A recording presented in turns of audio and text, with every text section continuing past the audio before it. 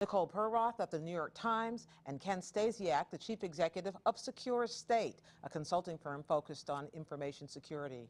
Nicole Perroth, we first heard 40 million, then 70 million, now 110 million. Do you expect those numbers to keep going up? I do expect those numbers to keep going up.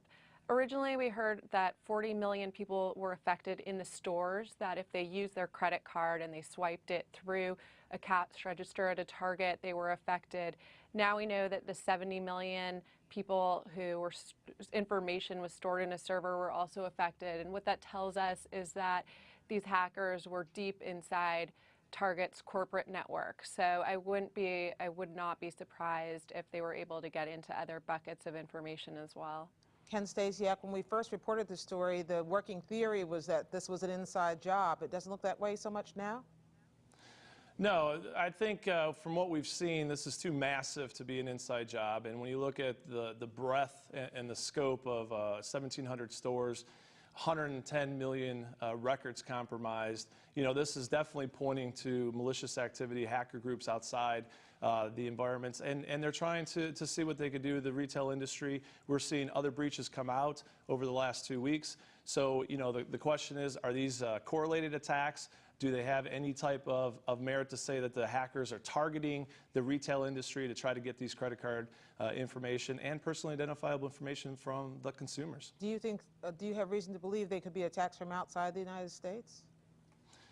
At this point, we believe that the attacks are definitely originating from the outside of the United States. With the Secret Service being involved in doing the investigation, I think it kind of puts a little bit more paramount to the fact that there's a little bit more scrutiny to the hackers being outside.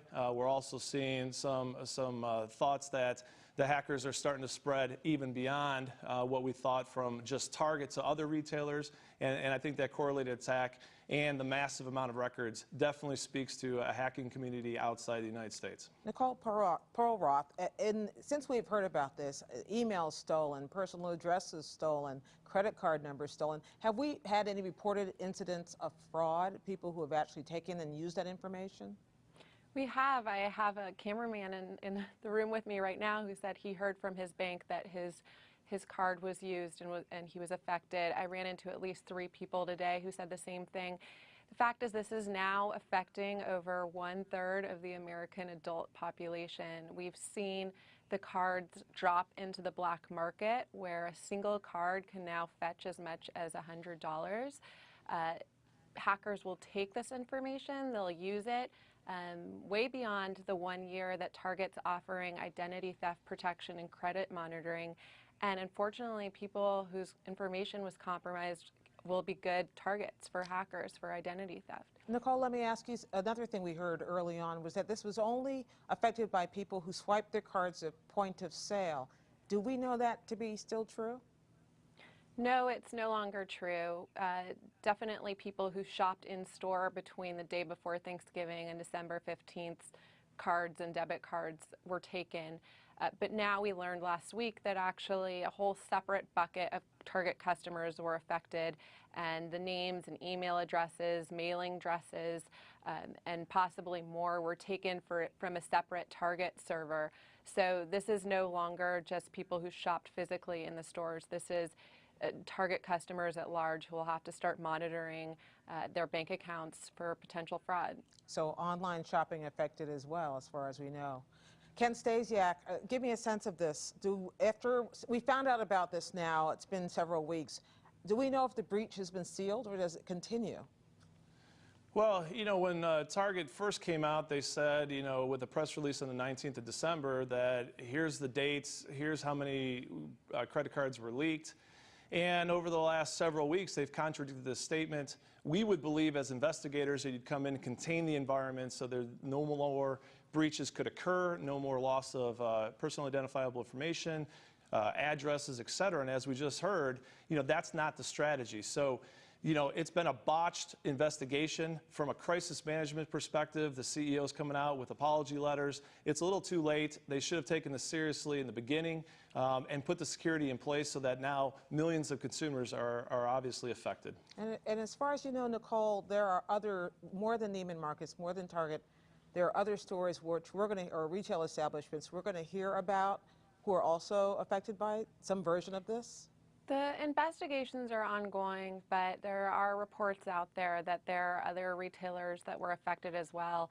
Certainly on Friday, Neiman Marcus came out and confirmed that it had been breached. It hasn't given any sense of how big that breach is or how many customers were affected. And then there were reports over the weekend that we may hear as many as half a dozen other major retailers were affected, and people are still looking to see whether these attacks are correlated or not. So But certainly this could be bigger than just Target. Okay, so Ken Stasiak, we've just been scaring the heck out of people for the last few minutes. What do we tell consumers to do about this? Right, so obviously you're going to have to look at your credit reports. That's the big thing that we're starting to see out of here. Your credit cards and your credit card statements are generally going to be backed by Target, Neiman Marcus. If you're seeing fraudulent charges, more than likely they're going to be taken off before you even know about it, since the payment brands, Visa, MasterCard, American Express, are very hypersensitive to this now. But you have to look at your credit history and the credit monitoring, the credit reports. A lot of this information that has been leaked speaks right to identity theft, and that's going to be really where the consumer is going to get hit. From a debit card perspective, we're big on do not use your debit card in the stores. Only use your credit card. When it says enter your PIN, hit the green number and go to credit. It's an insured way to purchase things, and as we've seen before, your fraudulent charges will be taken off. But if your debit card gets stolen with your PIN, we've seen class action lawsuits being filed against Target for people draining bank accounts, hackers, etc. And number three is, as consumers, vote with your wallet, vote with your pocketbook. Tell these merchants that have been breached that, we're not happy. So stop shopping at Target and Neiman Marcus and these, and that's going to point a picture to say, as consumers, we're concerned and we're not going to stand for this anymore. What should stores be doing, or what are stores doing now, Nicole?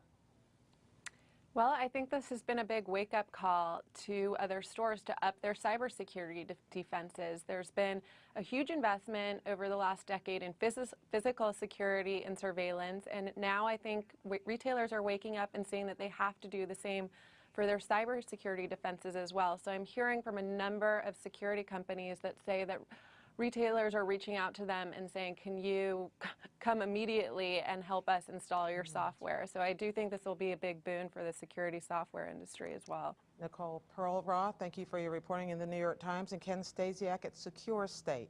Thanks both. Thanks so much. Thank you.